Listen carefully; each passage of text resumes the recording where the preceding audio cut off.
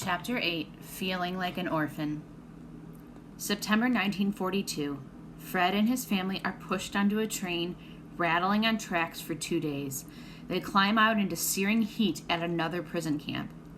Topaz sprawls in the Utah desert on land that no one else wants, designed like a small city. How long does the government expect them to be here? Fred, his brothers, and his parents squeeze into 2 small rooms. Their new address, Block 28, Building 9, Rooms C and D. Fred and Ernest write letters back and forth. A friendship grows. Just a little wind and the dust rises like fog all over the relocation center, Fred writes to Ernest. You can't see 10 feet in front of you. We all have to wear masks made of cloth. He digs ditches to help build a hospital, but the men he works with are not friendly. They believe that Fred thinks he is different from the rest of them, that he's more white than Japanese. Fred eats his meals alone, waiting for news about his case. If the courts decide in his favor, then all that he has lost, his car, his girlfriend, his freedom, will have been worth it. The caption underneath the letter says, Fred wrote this letter to Ernest describing the terrible dust at Topaz. And remember, Ernest is his lawyer. November 1942. The government lets some Japanese Americans work outside of the camp on seasonal permits. Fred gets a job picking sugar beets, bent over for hours, dirt stuck under his fingernails and on his skin. But at least he is working outside of barbed wire. Then Fred applies to leave Topaz for good and is allowed to move to Salt Lake City. Factories turn him away because he looks like the enemy. He finally finds work as a welder. A welder is somebody that works with metal. Just over a year ago, Fred was driving his Pontiac and reading the comics with Ida, gazing at the San Francisco Bay spread out like an invitation. I don't even know how it is to have a home, Fred writes to Ernest. I feel like an orphan. Trying to be free again. The government used Tanforan as a temporary site for Japanese Americans in the San Francisco Bay Area while it built longer-term camps in remote parts of the country. When they were completed, the government forced Japanese Americans to move to these bigger prison camps that were surrounded by barbed wire and guarded by soldiers with guns.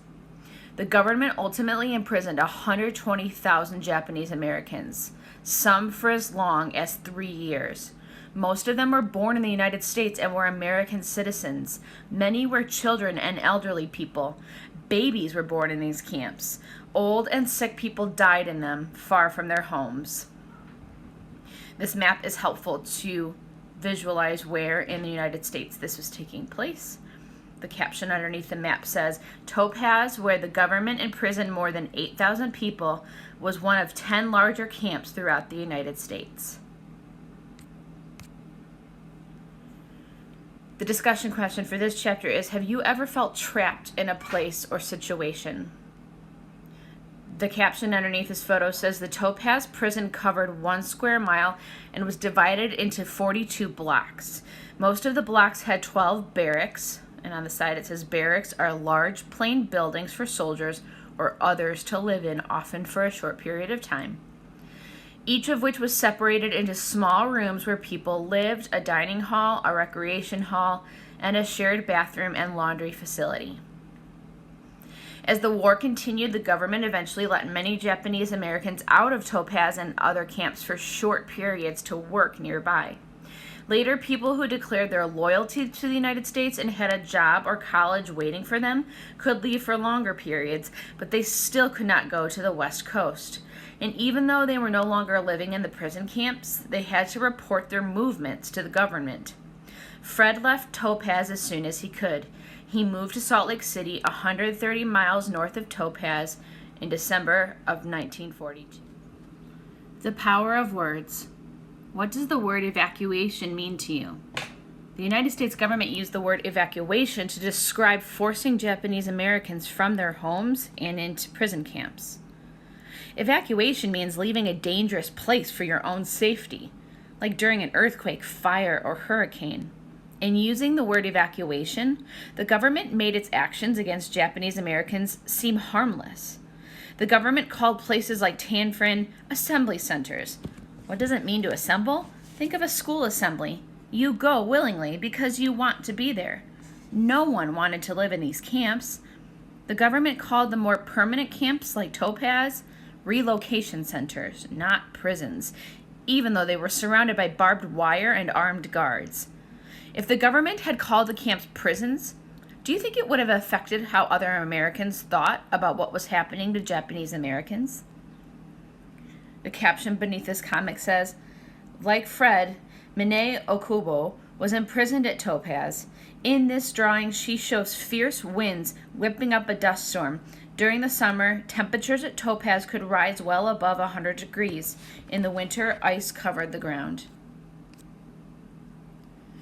This drawing by artist Chiura Obata shows an Issei man named Hatsuki Wakasa who was shot and killed at Topaz by a prison guard because he was walking near the fence. Japanese Americans at Topaz were shocked, sad, and angry about the shooting. They knew they could be killed for doing something as harmless as walking near the barbed wire fence. Enduring hardship.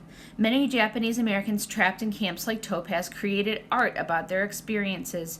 A young girl named Kimi Nagata wrote this poem. Be like the cactus. Let not harsh tongues that wag in vain discourage you. In spite of pain, be like the cactus which through rain and storm and thunder can remain.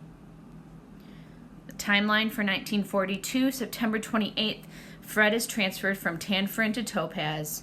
November, Fred gets leave from Topaz to pick sugar beets. December, Fred leaves Topaz for Salt Lake City. 1943, April 11th, Hatsuki Wakasa is shot and killed at Topaz.